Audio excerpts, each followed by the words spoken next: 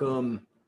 Good morning, good evening, and good afternoon, wherever you are. Happy today, and welcome to the show.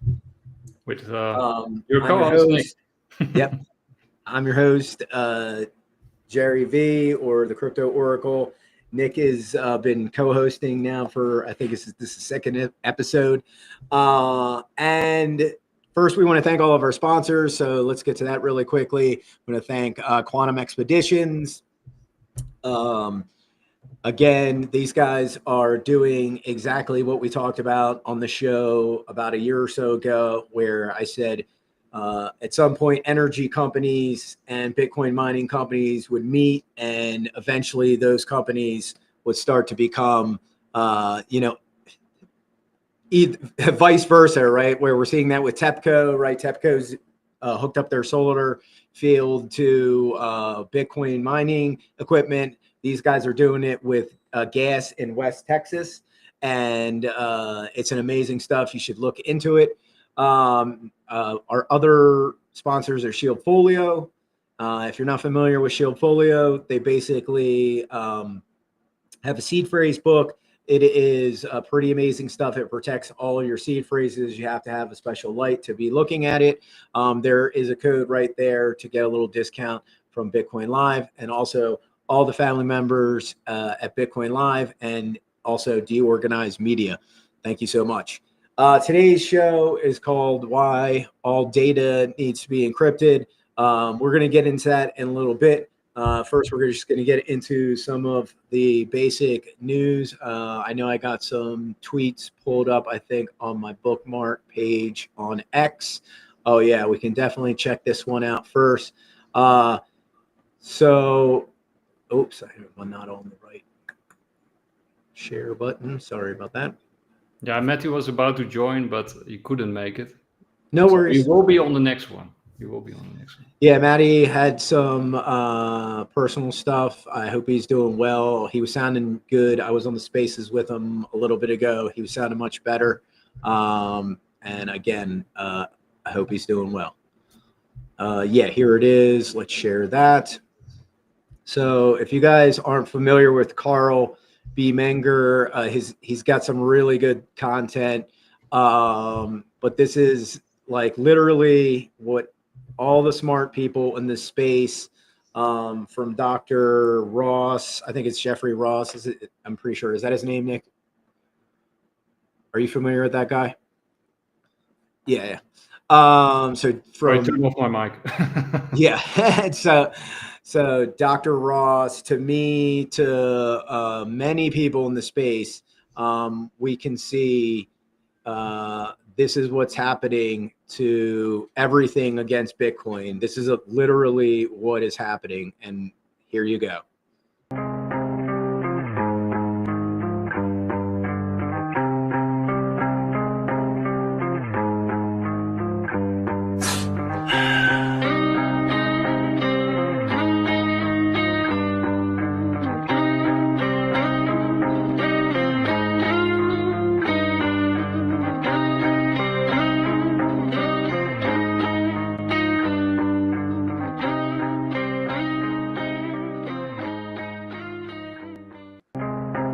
So I'm going to pause it. Give me a second. Boom. There it is. Yeah. So this is exactly what we were talking about in the last episode, right? Where if you're taking your house off the market, this is literally on the chart. You can see where we're at, where you should be putting your house back up on the market and selling it for, if it's $1 million home, 10 Bitcoin, right? If it's a 500K home, 5 Bitcoin, and just put that sign out like a real, obviously go to Staples, get it made look real pretty. The person at the counter is going to laugh at you, but in 10 years, you will be like, oh my gosh, this was the smartest move I could ever pull off. And it was so easy, right? Because someone will approach you and say, this is worth my 10 Bitcoin, right? Someone will say, this is worth my 5 Bitcoin. And that's what people don't realize. People are like, nobody spends Bitcoin. that there's a site. You know what? Let's pull up. Let me see if I can pull up that site right now. But it's painful, right? That's risky, and a lot of people who don't believe in Bitcoin, they think you're insane. No, it's money. I think it's money dash movers. That's what I forgot. Oh, come on. But the way you can look at it is if you postpone your home buying, you can actually buy a bigger castle or multiple castles down the line, right? Oh, say that again. I'm sorry. I mean, if you postpone your purchase of a house, if you want to buy a house and you wait like 5 years or after this bull run, then you can buy multiple houses or a really big one. Oh yeah, and again, that's the whole point. Is you're literally taking all of this encrypted capital, right, off of, into your possession, if you're smart, into your own cold storage wallet, whichever form you choose, because there's a whole bunch to choose now, right, from. And you take that Bitcoin in your possession, as soon as it gets anywhere near $1 million, think about that, right? You took in $1 million at that time in capital. Now it's $10 million. You 10x your money with doing literally zero. And obviously there's going to be property companies, right? This is my new theory, right? This is why the Cardones are buying. They want to start scooping up Bitcoin because they're going to start doing this, right? They're going to go to people, approach them for this apartment building, like, we'll give you 75 Bitcoin for this property. And someone will be like, okay, because why wouldn't you? Now you have like very little risk, right? Like people don't realize, having a really nice property that brings you in rent every month in tax-free revenue, that's genius. But as soon as the pipes break, right? As soon as the roof gets a tree falling into it, right? As soon as the property needs grooming, who's got to pay for that? The landlord, right? So those are liabilities. With Bitcoin, the liability is if you put it in your digital safety deposit box, you're good, right? Yeah. It's better than gold. It's better than dollars. It's better than platinum. It's right. People want to put all these labels. And I said, the only thing I could come close with is like, you've ever been a Trekkie, like they call it like latinum, right? They still have like this really precious metal. It's like digital latinum, right? That's what I call it. And if you keep the digital latinum locked up in its digital safety deposit box, you're golden. But yeah, I found that page. Let me pull that up.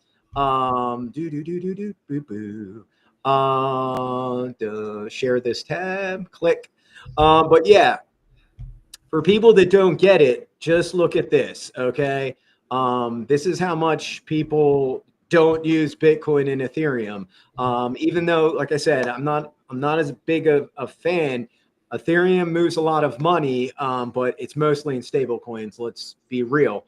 But for the people that don't say nobody uses Bitcoin, it still moves like $13 billion of money daily, right? Like that's insane, yeah. People. What are you talking about? People are like, nobody uses Bitcoin. Yes, they do. Every day. Here's a chart showing you that. Here's my cursor pointing to it, right? That's a lot of money, right? And Ethereum's moving, like I said, like close to $90 billion. You can see the chart's been taking off recently. Yeah. That's because a lot of the whales out there are scooping up Ethereum and the ETF, as we talked about, I think either 2 episodes ago. A lot of people started investing in the BlackRock ETF, right? Like that's the Ethereum BlackRock ETF is now being like, yeah, the Wall Street narrative, right? That Ethereum is gonna take off and that there's a shortage, and and basically there's a built-in supply mechanism that it will deflate, right? The amount. Well, again, that's what they said from the switch from POW to POS, and in the very beginning, we could see this, but they did some update since, and the supply has grown by, I think, by 1 million. So not deflationary, sorry. And that's the problem I have with it. This is why I'm a big Bitcoiner and Litecoiner, because the more I look at, So what is your take on because this very bullish narrative is being pushed by Wall Street? My personal take is that this will be sort of the last run for Ethereum, and they're pushing it higher in order to sell their bags, because there are much better competitors out there right now. And so the one thing I realize is why all these companies, and this is pretty, you're gonna be like, wow, you're right. Why all these companies are using OP rollups over ZK rollups is because it locks your money up for like depending on which network, 7 to 21 days, right? So you can't just unlock your funds like that. And that's why all of these ETH funds are sitting in limbo, waiting to be unlocked, right? So that keeps the money locked in the network. But as it exits, yes, I think a lot of people are going to dump their Ethereum because it's gone up. Like this is the business. Like it's pumped a lot. It's gone from 3,300 back up to almost, I think, new all-time high, 44, 45. This is just the nature of decentralized finance. Yes, people will unlock some of their underlying asset and convert it into stable coins, right? That's why the Ethereum network is huge. And it will remain huge for, I don't know how long. It's like, it could be 10 years, it could be 20. I don't know. Yeah, I think it will stick around, right? Everything will be interoperable. So, it will be part of a network or, a carpentry, like a carpet of interblocked blockchains. Yeah, right? again, and this will be much smaller, I think.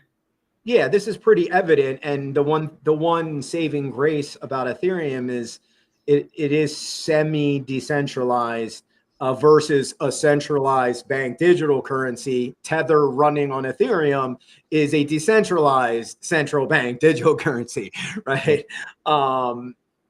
And again, it is a big difference. It's a fine line, but it's like, if I send you some Tether on Ethereum, nobody really can stop that unless it's a wallet where they can blacklist you, right? But if it's like a MetaMask to MetaMask, and I send you $100 of Tether, nobody can stop that, right? So that's a big difference between a centralized wallet like in China, where this is true, right? Like, these people wanted to go protest those banks, like I think it was like in 2023, and they were like, "Oh, we'll just flag their passport or their ID for travel on the train, and we'll flag it to yellow, and then they can't travel." And guess what? Oh, they couldn't go to the protest.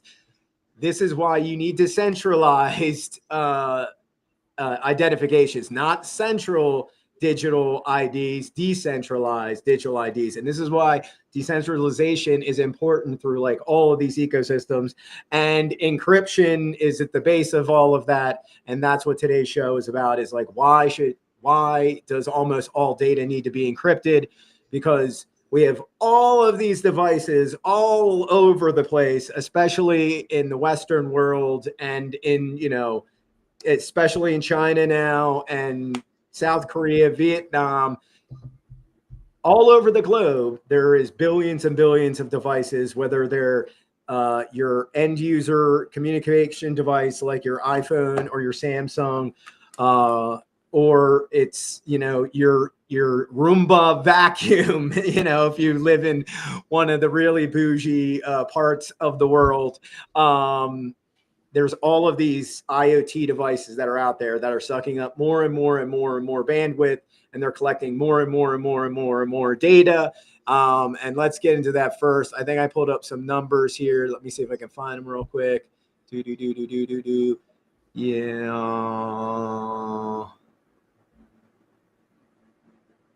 Where is it? Oh yeah, here we go. So yeah, let's just look at this number, and everyone's going to poop their pants. I don't know if you can see that. Let me see if I can. I'll go back to the tab. I'll zoom in a little. It's 323 billion. Yeah. Did you? You're like, what? Yeah. Read the next line, bro. With projections to reach 697 billion. 700. Yes. Okay. So 2034. yeah. I see your eyes like super wide and your jaw like kind of hitting the floor there. Yeah, so the projections of our data like are getting close to $1 trillion. Do you see any revenue of that? No. Do I? No. That's the first thing. Second thing, the Web 2.0 is a sieve, right? We know this.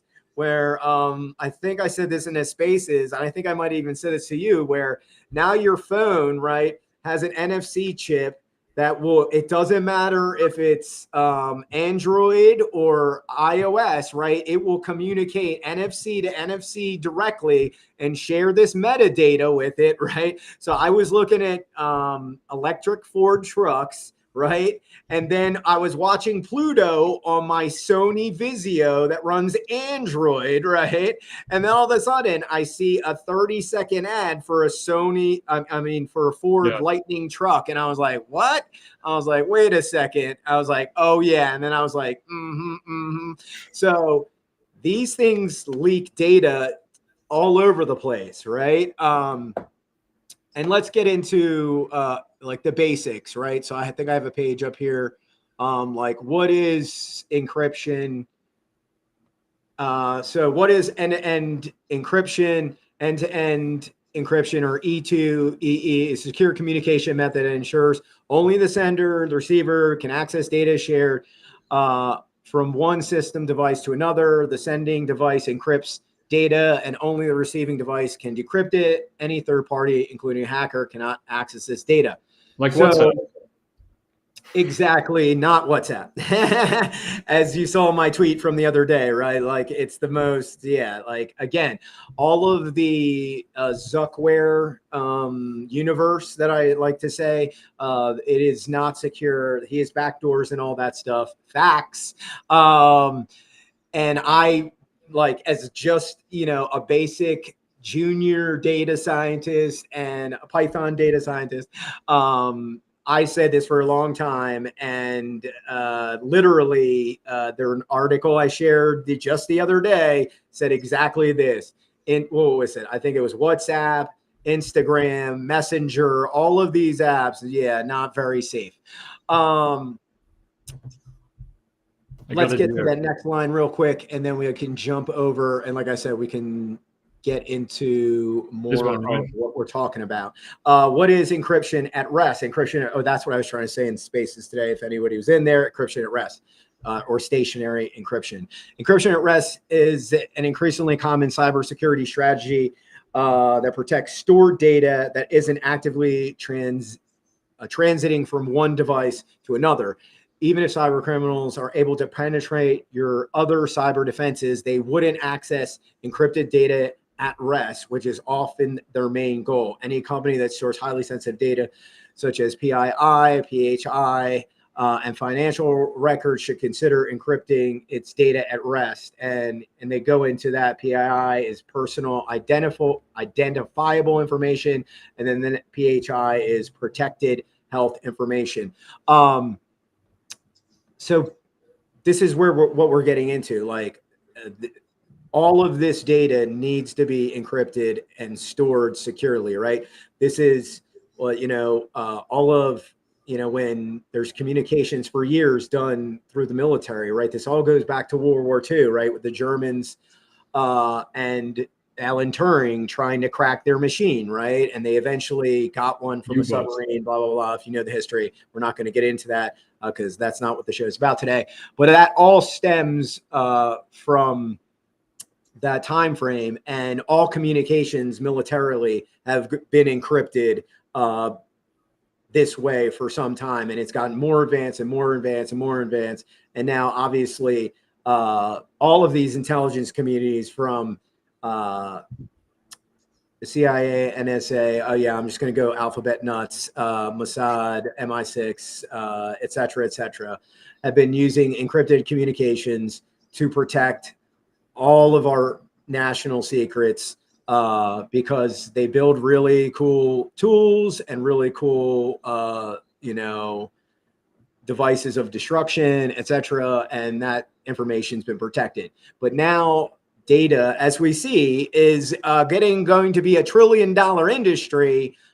This information needs to be protected. And the first primary thing that is shifting all of this narrative is the encryption of money, right? Which is Bitcoin, right? And this is why Bitcoin is so damn important, right? We're taking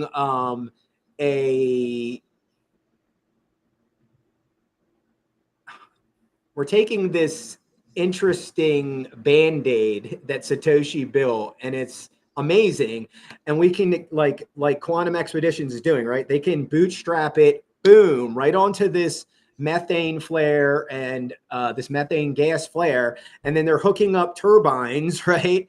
And then they're creating Bitcoin, right?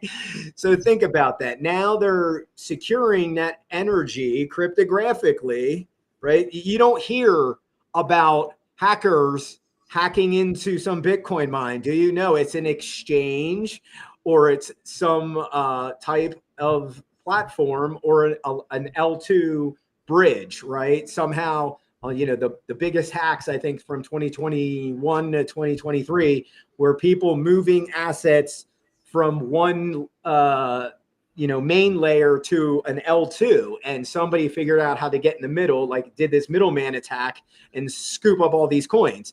It's never happened where someone's like, unless they actually got the person's physical cold storage seed phrase, did somebody say, oh, I hacked into this cold storage wallet. I think I've seen it done one time, but it was with a ledger that, they literally fixed the protocol since then, and it's never happened since. But yeah, let's get back into types of data and get into that. So we went over personal, let's go over the full definitions here. So personally identifiable information. Most organizations have some form of personally identifiable information they keep safe from cyber criminals and rogue nation states. Data privacy regulations, PHI. These are basically, your health records with hospitals, etc. But this should be encrypted, right? Let's be very clear. Financial records. The GLBA protects people's non-public, personal, identifiable financial information, or PIFI, from being mishandled by financial institutions. This includes sensitive data like addresses, social security numbers, and income, but also extends to more details like deposit amounts, loan information, and payment history that might enable the identification or validation of personal financial information. Now, we know that this data is not encrypted because more and more hackers are getting into the banking networks, right? Like I've been saying for the last 4 years, once the hackers start to realize it's easier to get into this information and these databases and these systems than it is to actually hack some Bitcoin, they're going to be like, what am I wasting my time? I can just go straight to these banks and siphon dollars or siphon euros or siphon whatever the base currency of that national bank is. It's so much easier. And I think it was the BBVA. It's like 1,600 of their banks got hacked in Europe like 2 summers ago. Like that. Hello. And there's still more wealth there to hack, right? I mean, what's that? There's more wealth there to hack, right? There's a big at this time there is. All the money is in those markets. I mean, Bitcoin has like roughly 2.1 trillion of capital, which is a ton of money.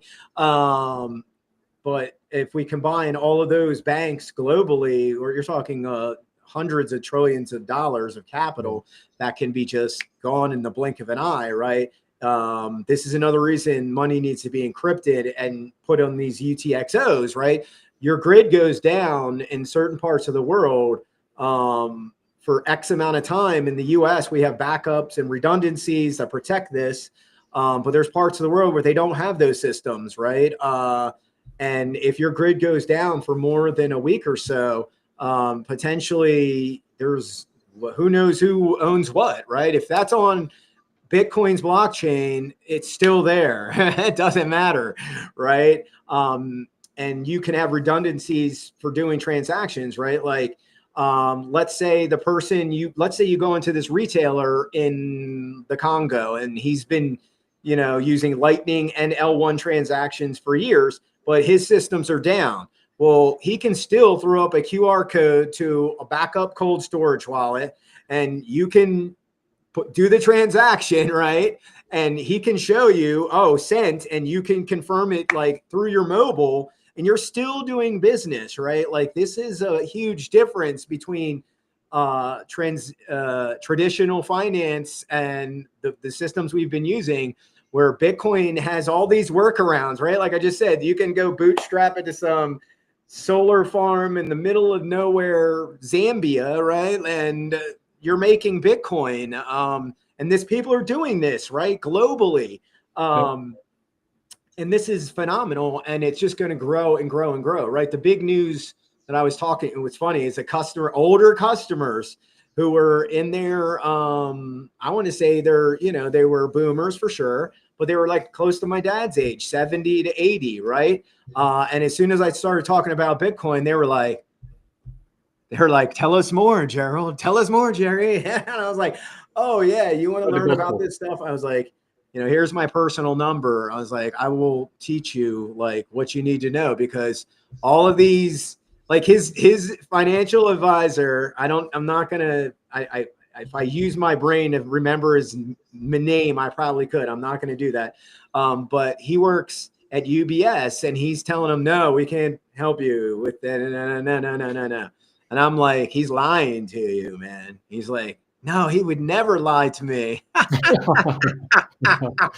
Oh, bro, he's a financial advisor, bro, for one of the biggest banks in the world. He lies to you all the time, bro. Come on. It's his job. But I told him, like, he's lying to you, because even UBS can buy the ETF now, right? He can buy that IBIT. If you have capital that you want to like move from A to B, tell them buy the IBIT, because that's where most of the money in Wall Street is coming into, right? Like, it's going to outperform, and Fidelity's doing well too. Yeah. And they know more about Bitcoin than I always tell people that Fidelity knows way more about Bitcoin than BlackRock does.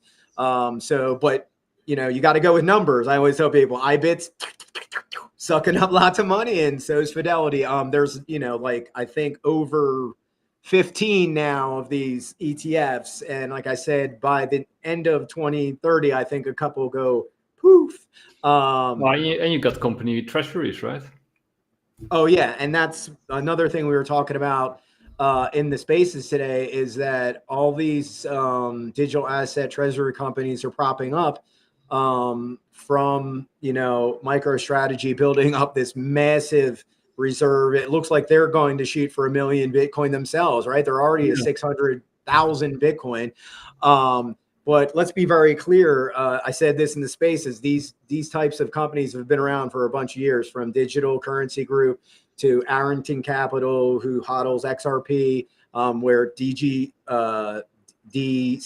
hodls, Litecoin, Bitcoin, a whole bunch of S coins, right? Like, they're into digital currencies hardcore. That's their bread and butter. If you look at their portfolio, like every company that they've invested into is into crypto, right? But yeah, this is the future. This is what we've been talking about for about, I think, 6 months now, where traditional finance is getting out of, we just saw those charts. They're getting out of property. They're getting out of gold. They're getting out of equities and the bond markets.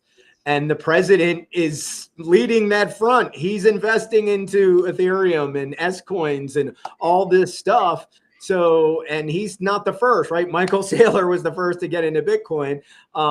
And then we had Elon, but then we had all these billionaires. If you've ever watched Shark Tank, almost all of those billionaires on Shark Tank, I've said this for years, they own Bitcoin, Ethereum, and some S coins. now we see what's his name? Mr. Logo? They got the bald guy. I totally forgot his name. Kevin something, Yeah, right? Kevin something. He's like, Bitcoin's the only one, and he's kind of right. He's starting to realize, proof of work is where it's at, right? You need to have that incentivization and that cryptography. Most of these networks do use cryptography, and that's why I'm so bullish on the space, is that you have to have your financial institutions encrypted, right? Like, we have to have these networks encrypted, or nobody will have any money in the future, right? Because the hackers will just be like, which they've been doing for the last 5 years, right? If you look at charts of cybercrime before the pandemic, we're going this way. As soon as the pandemic came, they're off the charts, right? We just talked about this. I was going to try and see if I can pull that up. Give me 1 second. 1,600 banks hacked in Europe. 1,600 banks hacked in Europe. And didn't you have also a theory of why the hackers are getting more advanced? Yeah. So the one thing. Oh wow. So we've never talked about this. Okay. This is you just opened up a can of worms / big.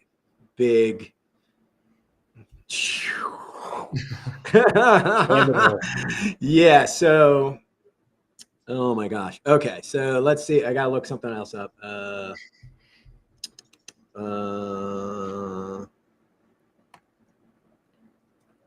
And in that sense, you can say Bitcoin was preordained, right? If we didn't have Bitcoin and we were where we are now, we would be totally screwed.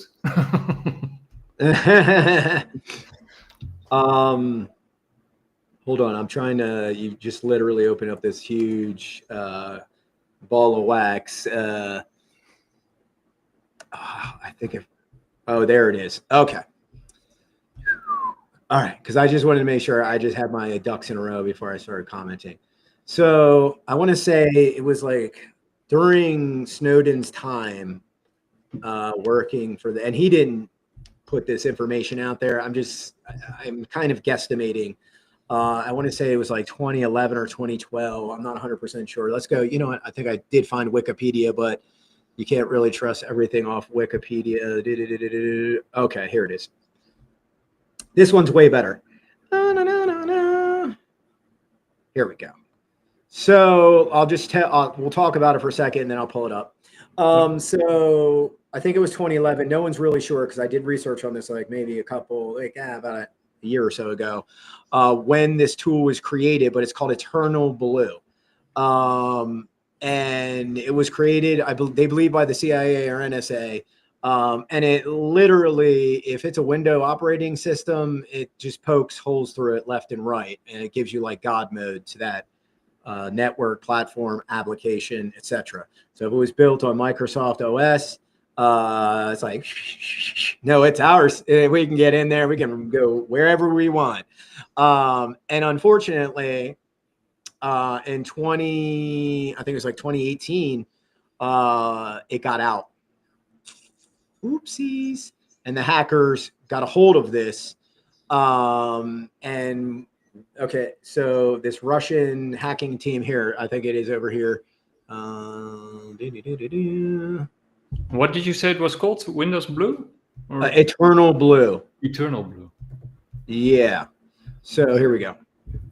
The leaked NSA spy tool that hacked the world. And this was written 2018.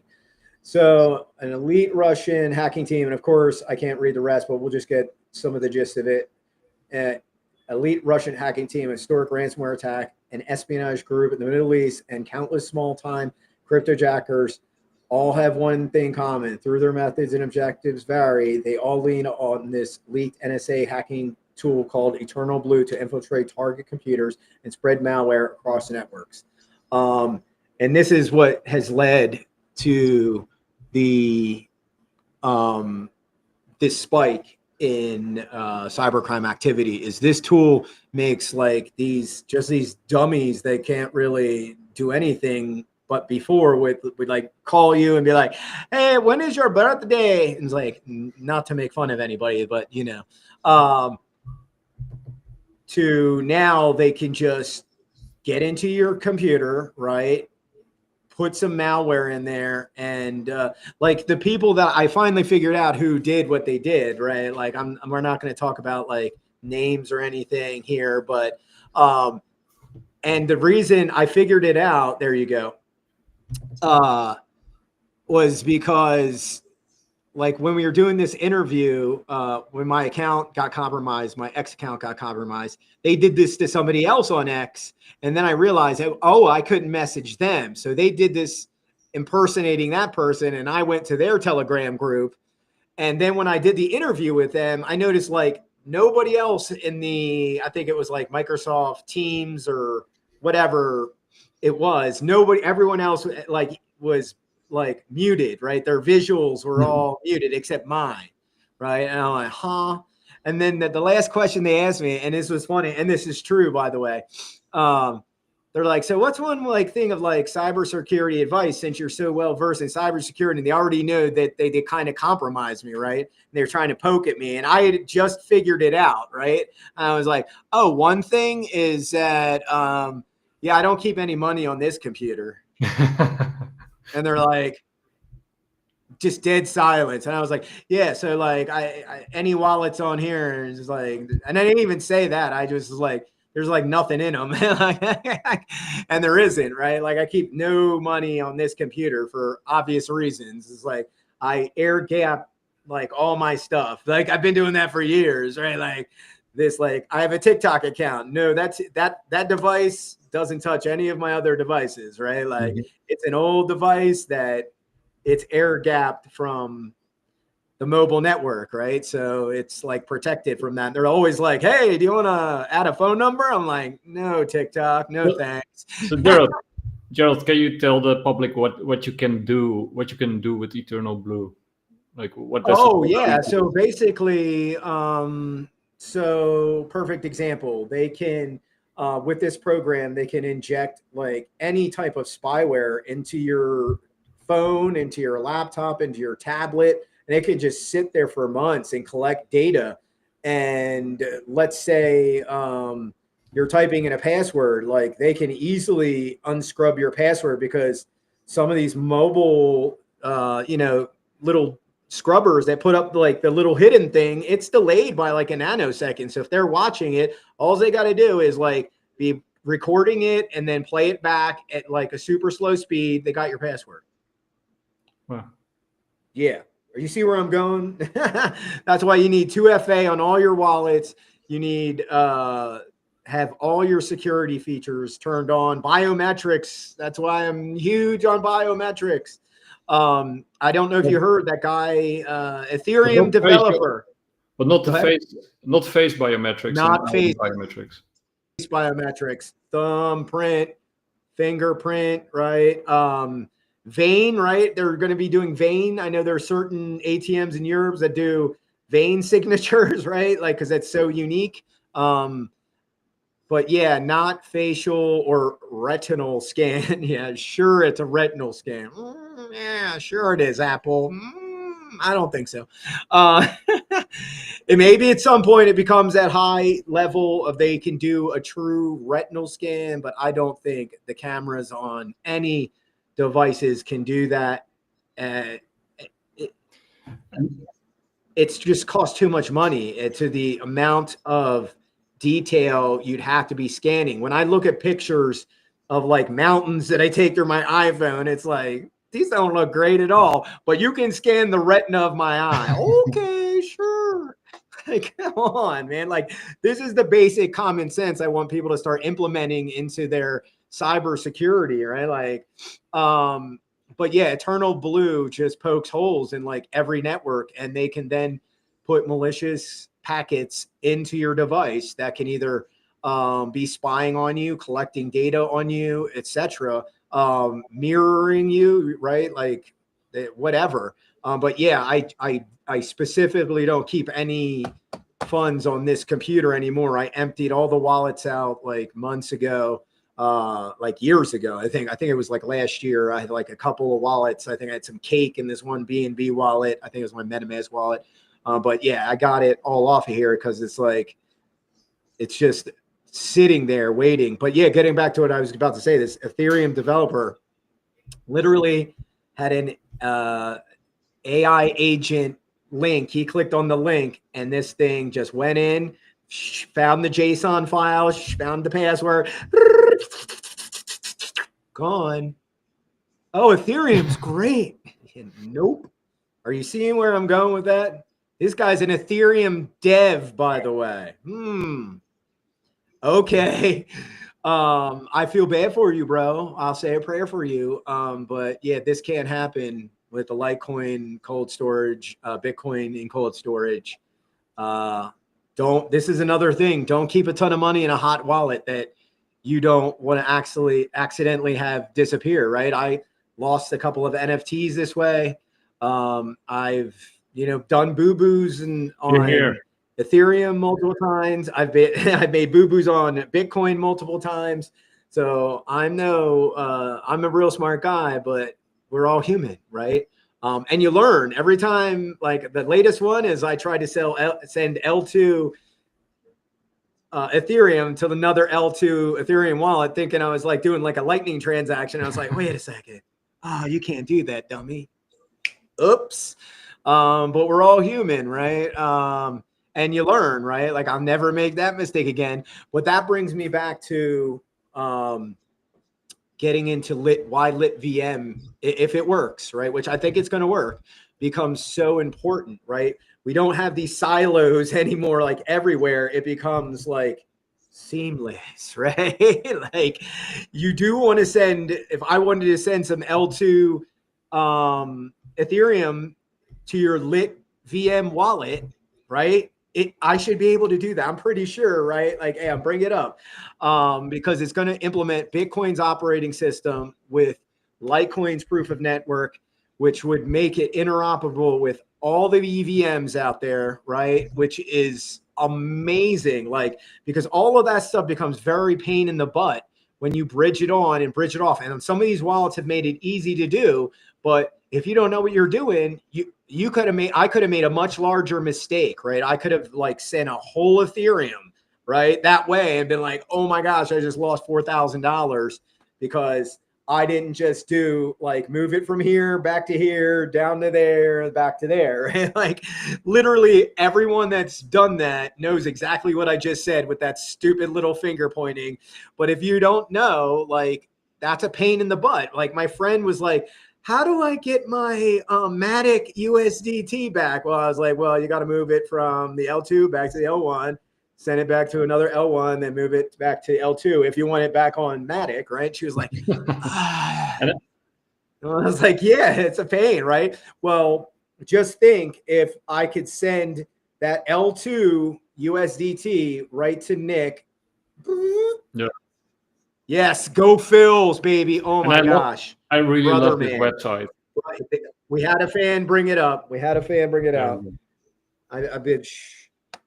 Thank you, Lord, for Johan. Like he's amazing. This guy, literally, he's a closer. He's a real deal closer. If you don't know who Johan Duran is, the guy is amazing. He is 102, 100 to 105 mile an hour four seamer. So he lets this thing go and it's coming in at 102 to 103 miles an hour and then goes up like this, or it comes out of the zone. He's got it like does two. He's got like it, again, I tell people I don't think there's anybody in the MLB that could hit this pitch at all. Like, and he just struck out the guy that has the most home runs in the MLB. His name's I think it's Kyle Riley or Raleigh, I think, or Cal Raleigh. But he struck him out whoosh, whoosh, whoosh with that same pitch 3 times in a row.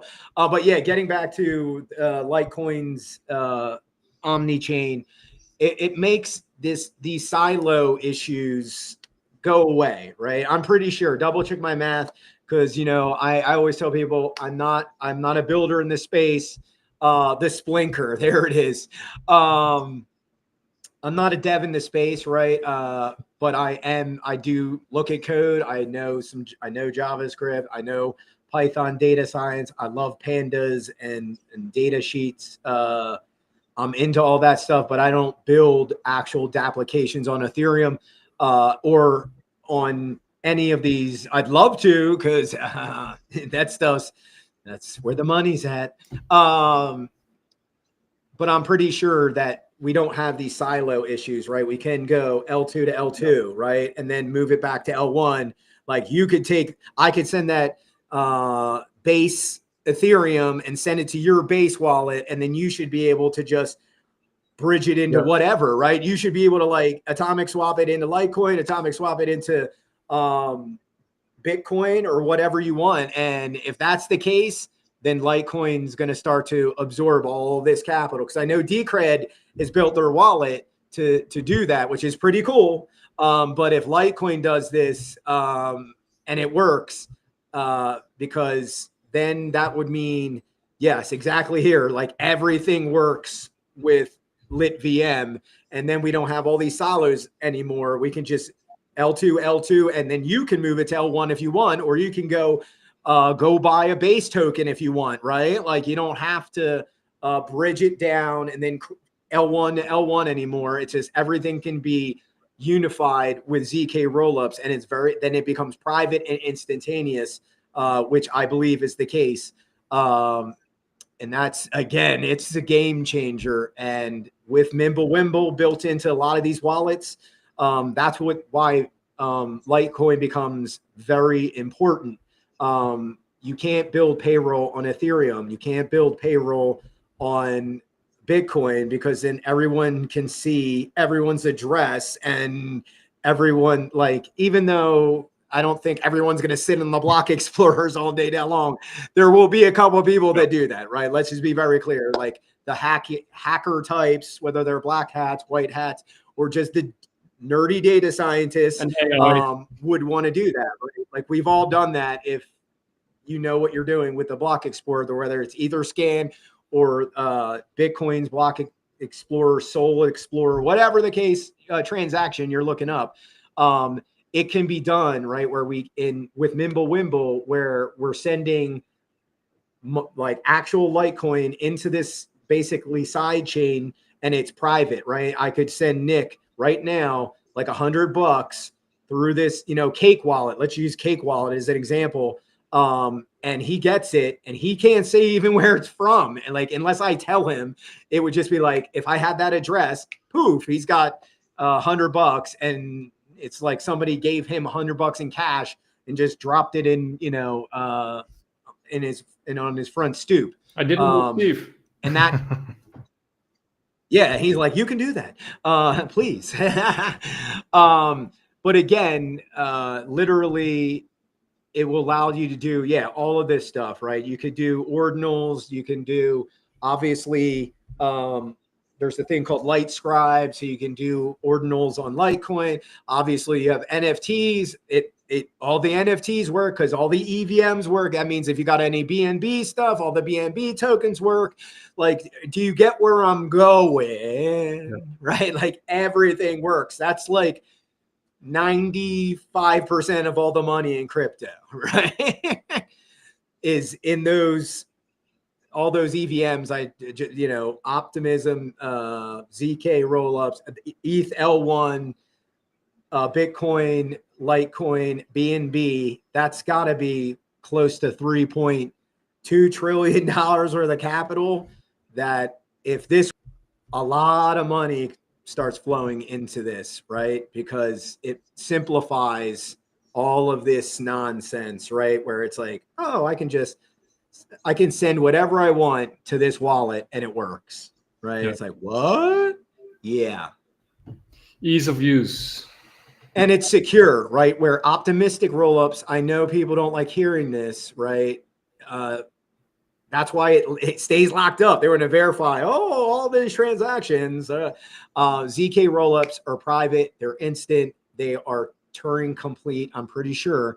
And you can't fake the funk, right? You can't put a fake order into the batch and have it go through, because if it does settle, like I said, then it's written and it's treated as such, as long as it meets the smart contracts requirements.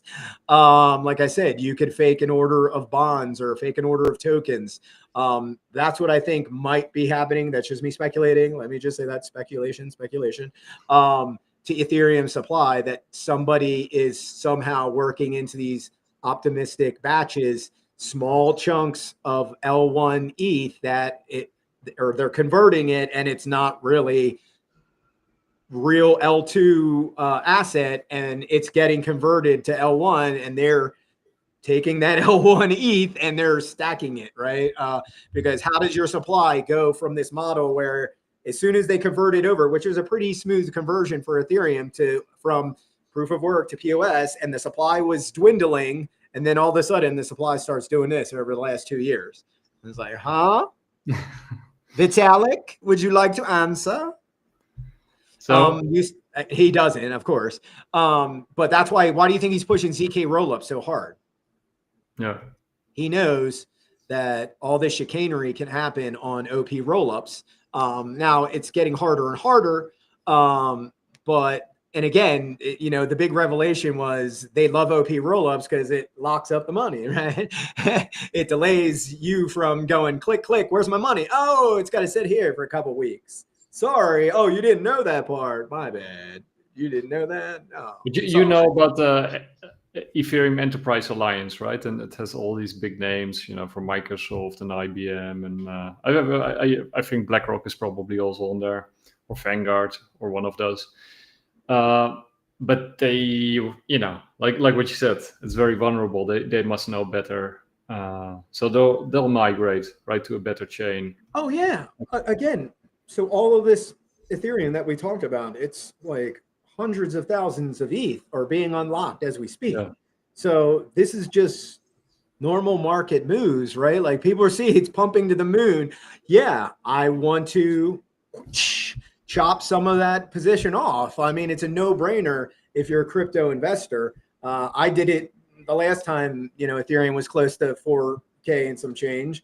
I'm not gonna lie, and why wouldn't you? You made if you got a lot of Ethereum, you made a lot of money. But that's what we're seeing right now, and a lot of that capital that's being locked up in these OP, I guess you call them rollouts. A lot of those people are going to be pissed, right? That it's like, oh, why'd I gotta wait? Why'd I gotta wait 3 weeks? Why do I got?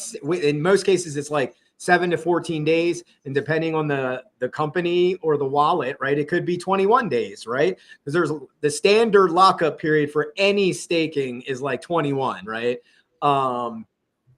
And the first time that happens to you, you're like, I'm losing money, dagnabbit, right? Because think about it, you are losing money because now that Ethereum's locked up, assets going down, and you're like, So what are you going to do? The next time you're not going to put it into that L2, or you might not even use that L1 anymore. You might go, well, I want some of that capital back, and I'm going into Bitcoin, right? I'm going into Litecoin because the value, security, and the proposition and the NAV is just way better in these two networks. It just is right now, even though, like I said, it's moving 80-some billion in stable coins.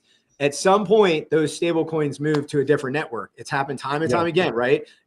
Most of these stable coins were on a thing called OmniChain, right? That ran kind of like side chain to Bitcoin, right? And then Tether found Ethereum, right? And then Tether went to Solana and Tron and this network and that network. It will be XRP. Yeah, exactly. Like Tether, you can tell, has really no loyalty to the network. So let me just point that out, right? Like there's a lot of Tether that runs on Tron right now. They don't care what network it is. They want to find what? The ease of use for them and their users and low cost proposition to do those transactions. And Tron, as I said, as the underlying asset goes up, they're gas fees start to get bigger and bigger. So we're going to see these same. I saw it on Cardano. I've seen it on Ethereum. I've seen it happen on Tron, right? And we were correct. So these same kind of things happen on these proof of stake networks. And then as soon as like Tron gets near $1, people are like, dag nabbit, the gas fee is so much, right? To do a transaction. And then they're going to do what? I'm going to look for another network where that's compatible with this token still. And yet, I don't know if Tron, I think Tron does run a version of the EVM, doesn't it? Yeah, I think so. Yeah. Oh my gosh. So even Tron will work on this on lit VM, if I'm not mistaken. I double checked my math. But yeah, so everything's going to then move again, like it does. It always does. It finds the cheapest network that has a really low value proposition. And again, the transaction fees on Litecoin are ridiculous. There's people moving like hundreds of millions of dollars on Litecoin, right? Like let's pull up because people think I make this stuff up. Gerald, I have a question. You know Chainlink and Oracle systems. Yes, so, yes. They have the same issue, like with encryption and security. How do you see that with the Oracle systems? Because so repeat the question one more time. Oracle and data and encryption. Yeah. So you got Chainlink, which is very closely tied to Ethereum, and I think within the Oracle space, Chainlink is by far the biggest player, right? And you have to get the information from the real world on chain, like that's what the Oracle systems do. So they are running into the same issues that you're describing with encryption and all that kind of stuff. So do you have any idea? How is Chainlink also sort of gonna be Litecoin compatible? Well, that is 100% yes, because if you've ever looked at a Chainlink wallet, it still has a 0x in front of it, right? So if it has a 0x at the beginning of the wallet address, immediately it's an Ethereum virtual machine token, right? So it is some type of ERC20 wallet. And even though I know they run their own consensus algorithm now for their networks, this is just exactly what we're talking about, where these oracles need to be encrypted to protect that data that is shared between these companies. It's literally their bread and butter of their information systems, right? Like this is where we're talking about stationary encryption, right? Where hackers want to get to that data. It's a honeypot. And that's what we're kind of talking about right now, where if this lit VM works, Lou, we're going to go to the park soon, buddy. I know we don't go outside like on show days until sometimes we go before the show starts, but usually we go after, and he hates it. And he starts getting a little whiny. I apologize. But he knows. That's why you're in there, buddy. We're going to the park soon, I promise. But if this works, right? I think I have a video about that on my X page. Give me a sec. Because those Oracle systems will be super important, right? Because all the blockchains are basically, getting their information to trigger smart contracts, right? 100%. Corruptible. Here it is. Boom. Share this tab. Let's go back. What is the current? Let's blow it up and start again. What is the current, breadth of the Omni chain? How big will this chain get? Any two users with any set of assets should be able to interact with each other regardless of chain. What the internet did was build, deploy once, everyone in the world gets access. But the so-called internet value that we've built over the last 15 years doesn't look even remotely like that. So our goal is to actually make it work that way. As a developer, you come, you build, you deploy to Litecoin, you deploy to LitVM, you deploy wherever it is that you're deploying to. But all of the users on all of the systems that are integrated with BOSS and via BOSS with Bitcoin and all of these other chains become your immediate potential users and are able to interact with each other. And so in that respect, for the first time, crypto will actually start feeling like the internet. What is the current?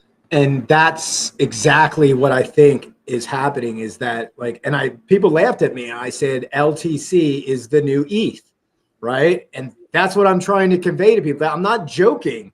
Like, it's going to become the Web3, because if this works, then like exactly what we were just talking about, I don't have to unbridge this asset and then send it to you L1 to L1. I should just be able to send it to you however, right? Like, and if that's the case, then all the capital that's in Ethereum, Bitcoin, and Litecoin, like, and anything that's has an EVM or L2 to EVM, to an EVM, all of that money like starts flowing around Litecoin's underlying asset. And if that's the case, that means like all the internet of value can be encrypted on Litecoin's base protocol. And I said that this could be done, right? I said with Bitcoin and Litecoin, right? I've said this multiple times, they can run all of crypto and all the assets. And that's exactly what they're building with LitVM. And it's like, I'm like, yo, and what's funny is I only have like 2 to 5 Ethereum, right? Litecoin at the moment. I had much more, but I got a little S-Coin happy and I had to pay some bills, and you know how that goes. And that's the other thing, is that another thing I really like about Litecoin is if I do need to like make a transfer to a wallet, to an exchange, P2P, doesn't matter. It's only a few minutes and I'm seeing the funds, whether it takes 5 to 6 minutes to confirm. I don't care. They're like, bing, I see them, right? And it's a proof of work network, right? This isn't, I know people use XRP and get all excited. Let us remind you, me and Nick both remind you, XRP has gone down, right? And again, it's not a big deal until you try and use it, right? And when you try and go spend some of your money, like we were just saying, all of this OP Ethereum is locked up. People are like, oh, I want to touch that money right now. And that's what crypto is all about. So anybody that wants to slow that process down, you're just fighting the inevitable, which is, again, that this capital flows to the easiest of use and the lowest transaction fees. We just broke it down to how many times has Tether added a new chain, right? Well, and I think in the very near future, also the most secure, right? Because right now, exactly, it's still not a big issue because the hacks are not like devastating yet. But like you predicted, and I think that prediction will come true, there will be like really gigantic, devastating hacks around the corner. Oh yeah, and it's also what the World Economic Forum predicted, right? That there will be like real problems with hacks in the near future. Well, again, most of these problems that are going to come up in the near future are the L2s, because again, a lot of the money was flowing to these L2s for years now, and like now we're starting to see, like we were just discussing, that this money's flowing out of these L2s and trying getting back to its layer 1 Ethereum, the underlying asset, and to liquidate, right, some of that position. So we're already starting to see the beginnings of this flight to something that's easier to use. But the cool part is that the capital that remains, if this works, they'll be able to plug right in to a LitVM wallet and send stuff to and from it with no problems, right? Whether it's a BNB S-Coin or it's a meme coin on Ethereum's ERC20 network, or an NFT that's, an NFT 1155, or it's your basic ERC20 NFT collection. it'll all be compatible, right? Like that's mind boggling because all that stuff takes up tons of space. And again, it creates all these silos and makes it problematic just to do like, basic things that like we've talked about for many, many moons where, Bitcoin's L1's pretty easy to use now. And so's Litecoin, right? If I wanted to send somebody some Litecoin, it's like, where's your QR code? I scan it, boop, boop, boop. You need $50, boop. They've got it, right? I've done this with the Lightning Network where I've used the what is it? Wallet of Satoshi, I think it's called. And I've sent like $10-$20 to somebody, I think they were in Nigeria or wherever. And they got it like that, right? Like this is the future of finance, and all of this money needs to be secured in these encrypted networks to protect it from all of these holes, from Eternal Blue to all this malware to all this spamware. And Eternal Blue just makes all these hackers like super hackers. That's what it does, right? It makes these people that have like mediocre hacker skills, and they're most of them are social engineers, and now they're like, I can pay for this malware packets, and I have Eternal Blue, and I can just inject these into your tablet, and next thing you know, they're looking at your bank password, right? And they're like, and then add to that the explosive growth with AI and the AI tools. Oh yeah, and again, even though I think there's many awesome use cases for AI, I think from cybersecurity to writing up a business plan to helping edit code, it's not going to take. It's taking up a lot of jobs in the beginning, but that will plateau very quickly. We're already seeing examples what I've been talking about, which is automation breakdown, right? Where whether it's AI or it's a robot, like they make these boo-boos and they'll keep making it because they're programmed. They don't care, right? So on the low end with robotics, funny Roomba comes up again. I just heard this story like a month ago on this Christian music channel I listened to. It's so funny because it's on a Christian channel. But he bought his first Roomba, and that night his dog got diarrhea. Uh-oh. So what happened? Oh, that Roomba just went through its map, and it just shoved that diarrhea all over his house from end to end, right? Automation breakdown, right? There's a very good analogy. Shit happens, Gerald. Literally, bro. Literally. On the high end, right? So this company, and we won't look them up because I don't want to make fun of them. But they were using an AI agent to do code base and help with developing, and it literally erased the whole code base. But they had a backup, right?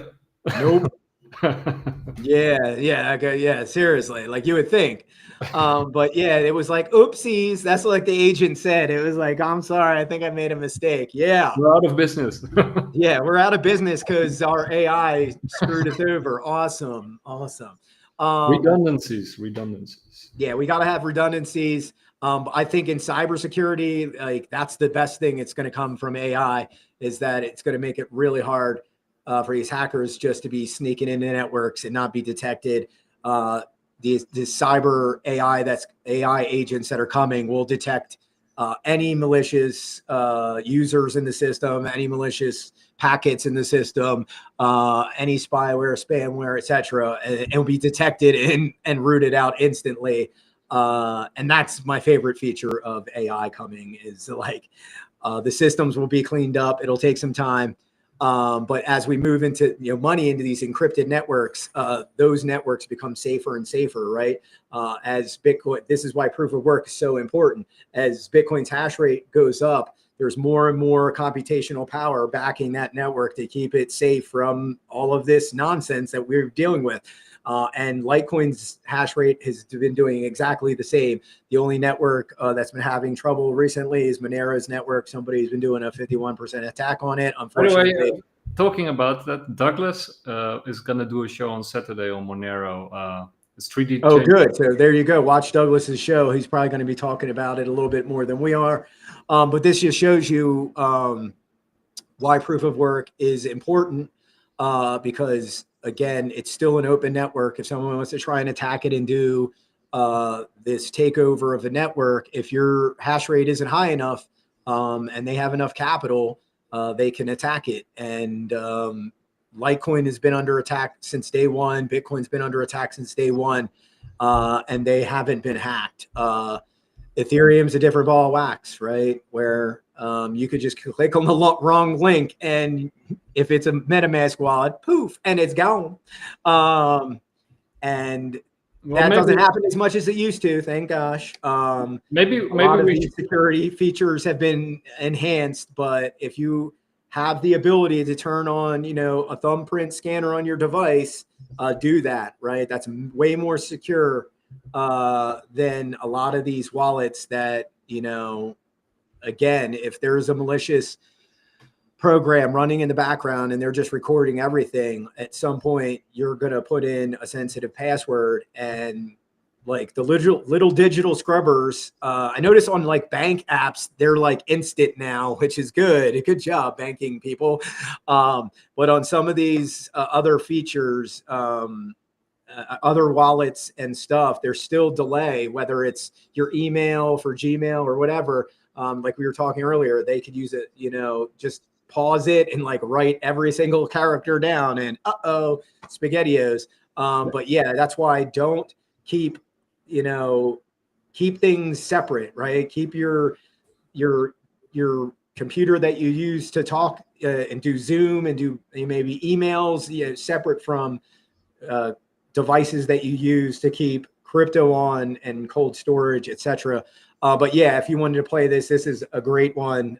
This is what I always tell people. Go look up the Antonopoulos video on what he says on 51% attacks. It's brilliant, to the point, succinct, and excellent. Just a quick follow-up on that. Do you have any concerns about a large nation state that has interest in just actively destroying Bitcoin to make their own, super rigs and design chips and just throw hundreds of millions or billions of dollars to intentionally disrupt the blockchain? Yeah, I don't worry about that at all. This cannot be done with Bitcoin anymore. This is something that can only be done with nascent altcoins. Bitcoin has achieved a level of computing that no single nation state can overthrow it through computation alone. The effort to do so would require a massive covert operation of chip fabrication, then the coordinated assault that would give them dominance over the next block for 10 minutes until we kick those bastards off the network. The protocol around them, they would be revealed. They would have lost $1 billion doing this, and all they got to do was one double spend. Good job. Now, here's the thing. Long before we get to that point, they figure out that if they just let this stuff run, they can actually get some Bitcoin as a reward, because the incentive structure actually works. And so I'm not worried about that. And a lot of people are watching the blockchain. And as I said before, what are they going to do? So they take over and they fork the blockchain and they go somewhere, right? They've created an alternative blockchain. Great. What are we going to do? Who's going to join the NSA blockchain? Anybody want to jump on FedCoin? So we're all going to stay on the old fork. Difficulty will go down. It will get more profitable for the miners who stayed behind, and we'll carry on with our coin, and they can go mine whatever the hell they want on their alternative blockchain. They achieve nothing. They can't make protocol changes because we, as I said, 5 constituencies in consensus, and it would take $1 billion to pull the most ridiculous Keystone Cops failure in history. Plus, this would actually require government that can do IT. Yeah.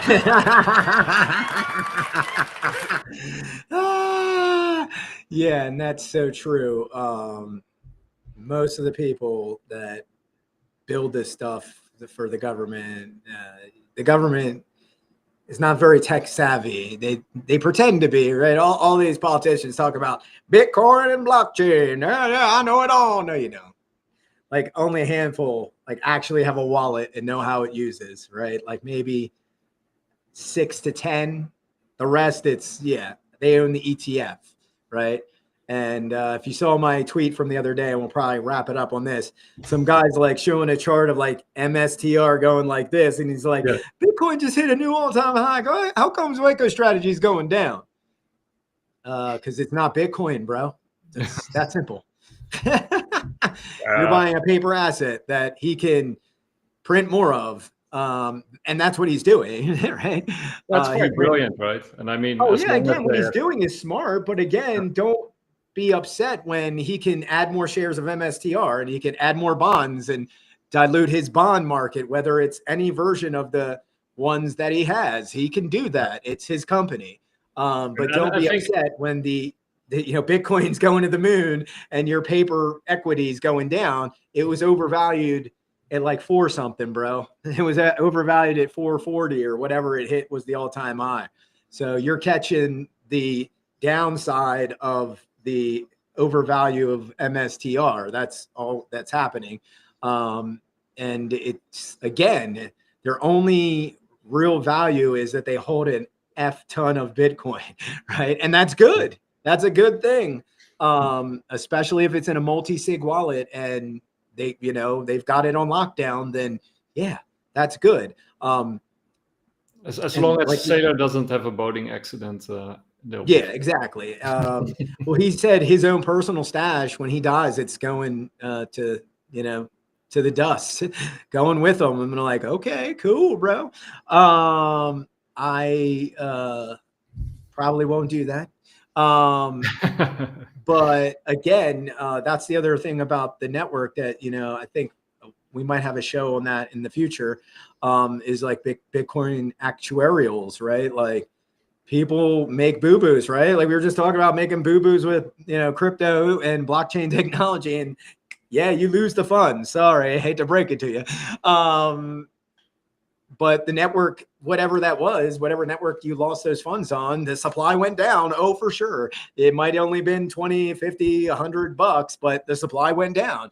So that's the other thing about Bitcoin that, I was one of the first analysts to talk about, is like people die and their seed phrase burns up in a fire. If the dude that lost the hard drive, right, he finally gave up, right? Like those are gone. The supply gets smaller. This is the most beautiful thing about these proof of work, limited supply networks, right? Like the supply will ever be decreasing, right? Yeah, protect your seed phrase. Good call. Get one of those. But the supply will always be ever decreasing in a network like Bitcoin, in a network like Litecoin. That's why I'm so bullish on Bitcoin still and so bullish on Litecoin still, because the supply will continue to go down, because these things happen. It's called life. And there's no backup plan for these certain scenarios. Obviously, if do protect your seed phrase, that is good. And I know they're coming out with a fireproof one. Good job, Shieldfolio. Because I was like, I think they are working on that. And Nick was like, yep. So they are working on a fireproof one. And that's awesome. But there are companies working on seedless wallets, right? Like BitKey has it's probably some type of like auto key generation that's built into the chip that automatically, builds a automatic encryption key for you to your money. And Kitty, don't know. The cat wants to rub up on the camera. Yeah, don't do that. Sorry. But that's, I think the future is going to go that way, where you get a wallet and it auto generates you this key that's hidden on like a private chip, and it's connected to an NFC chip. And if you need to transfer funds, it's literally like ding ding, and it's getting easier and easier and easier. And you got some really nice ones. Oh yeah, for sure, really nice ones out there. And this is cold storage, right? Like BitKey is a seedless cold storage wallet. I didn't get any money from them. And they're not one of our sponsors, but it's just, that's where I see the future going, because the easier and easier it gets, the more and more users we onboard, right? And like I said, it's still encrypted. It's just going to become like instantaneous, right? Where you activate that wallet, it has like a public key and a private key built into that chip that only you can access with like your thumbprint, right? Like, and that's cool and easy, right? Like that's where we're heading. And we're almost there. Yeah. You also have these backup wallets, like in case something happens to you or something happens to the main wallet, that you can sort of unlock it. Yeah, and that's one of the features I think they have is like, even if you lose the wallet, there's a way you can transfer the funds to the new wallet. And it's like, whoa, it's like, how do you do that? And even like, even though I know some of these wallets, like we were talking, can be problematic, like there's still easy wallets, hot wallets out there that make this stuff easy. Like, even though I had to move the funds back to L1, it was very easy on my Phantom wallet to just take some Ethereum and move it on the base, right? It was like click, convert is like, swap, done. Obviously, they take a fee, though. Don't like that. But it was super duper to bridge it on and off using like a Phantom wallet or like a wallet. Like, I'm pretty sure it's pretty easy to do on Base, but MetaMask, that can be a lot more complex for the average user, right? Like doing these things can be a little bit more complicated, where you have to add the chain, right? You have to go in and add BNB's, chain to that OX EVM machine, so it recognizes it. And I don't know if you've ever added another chain to a MetaMask wallet. Yeah, it's not your like intro to crypto kind of conversation you want to have with a newbie, right? Like you're like, what? They're like, what is this and that? Medium but Phantom wallets, like you're done, right? Like that's why I'm throwing it out there. It's a lot more easy. So, okay, let's end with this question that I got for you. If you see Bitcoin going to 1 million and beyond, where do you see Litecoin going? Obviously, it all depends on a lot of factors, right? There's always ifs, but Charlie Lee's delivered almost every time he said he was going to do something. He's on board with this LitVM. I'm pretty sure he's heard about it, and he's getting where the smart people are going in the space with this interoperability chain that would be like almost like an L0, even though it's an L2. It would make like everything easy to, like the guy was saying, I forget who he was, but he looked like it was one of the lead devs for LitVM. He was basically saying you could build on whatever and it'll work. Right. And it's like, whoa, bro, huh? What are you saying? You're basically building an L2 that'll be compatible with like almost all of these UTXO chains, all of these EVM chains, all of these L2s that the EVMs have been using. Yep. Like, whoa. So that's like Litecoin's becoming the Web3, right? Like I wasn't faking it when I was saying LTC is becoming ETH. It is. It's trying to become the interoperability crypto of all interoperability cryptos. And like I was saying, Charlie Lee's delivered time and time again. He says, if he even gets interested, right? He joined Luxfolio. I don't think he's joined the LitVM's dev team, but I'm sure somebody messaged him and he's like, yeah, let's do this. But I always tell people, without Charlie Lee, there's no $125,000 Bitcoin, right? He and Brian Armstrong literally helped build, Coinbase and build Bitcoin's, all the things that it can do right at the moment. Blue, we're going to go soon. I know, buddy. It's now at 140. Yeah, it's 115 right now. I think it hit a year-on-year high a couple weeks ago, like close to 128 or 130. Where can it go if Bitcoin hits 1 million? Obviously, it can easily go to 10 to 100K, no problem. Because again, it's a limited supply crypto. There's 84 million. I'm sure there's already been hundreds of thousands, if not millions, lost because people mined it back in the day, forgot about it. These things happen. But when will that happen? I can't say. I can't put a time frame on it. All I know is that Bitcoin hit a new all-time hash rate of 1.24 zettahash on August 14th. So we are going to see another approach back up to 124, 125. If it breaks through, do we go to 130? Possibly. But the miners aren't going anywhere. Litecoin's hash rate is still relatively high in the petahashes, and that's still like crunching huge amounts of computational power to protect Litecoin's network. And at this point, Litecoin is, a super secure network. That's why it becomes super important to have proof of work. Bitcoin is mega secure. Litecoin is super secure, and both those networks alone, that's why I said for years, they can run the internet of money just themselves. And that's what I think is going to happen. And on that note, we'll wrap it up. Yeah, thank you again to Nick for co-hosting. I think, like we said, Manny Satch should be back on the next episode. We'll have all three of us up there on the screen. And thank you to everybody that hung out. Thank you for the other Philly fan that's out there, the Philadelphia Phils fan that chimed in. Yes, Johan Duran is literally superhuman. I've never seen, I think the only person that could hit that splinker is maybe Shohei Ohtani, and that's about it. But I want to thank all of our sponsors, QE, Quantum Expeditions, The Organized Media, Shieldfolio, and the whole team at Bitcoin Live. And I forgot to get in, I technically own a small bag of QE token. Me too. Yes, yeah, I was going to work it in. We're not going to talk about it too much this time. Maybe we'll talk about it next episode. But I am, yes, a big fan because Madi's going to burn it. He's already burned 1%. Like, what? You've already burned 1 billion tokens? And he was like, I was like, I love you, bro. I love you. So that's my new one. Even like I said, even though I'm not a huge fan of the base protocol, I invest in things that I think are going to give me back returns, right?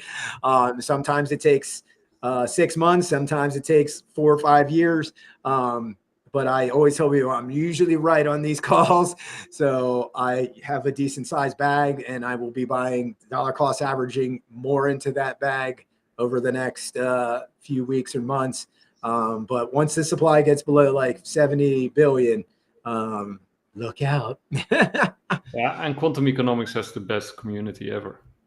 Oh yeah, we do have a large community of fans, writers, journalists, miners, developers all across the globe that have been writing and studying and talking about the space for since I think 2018.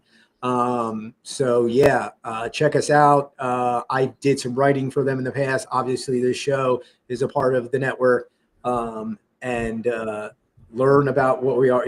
Madi's trying to build like the Bloomberg of crypto, and I think we're heading in that direction. We've got the mining, we've got this token now, we've got all kinds of stuff going on, and Madi is a super smart guy, and all these companies are doing well, and they don't hold a bag. That's somebody tried to compare him to Richard Hart. I was like, whoa, bro.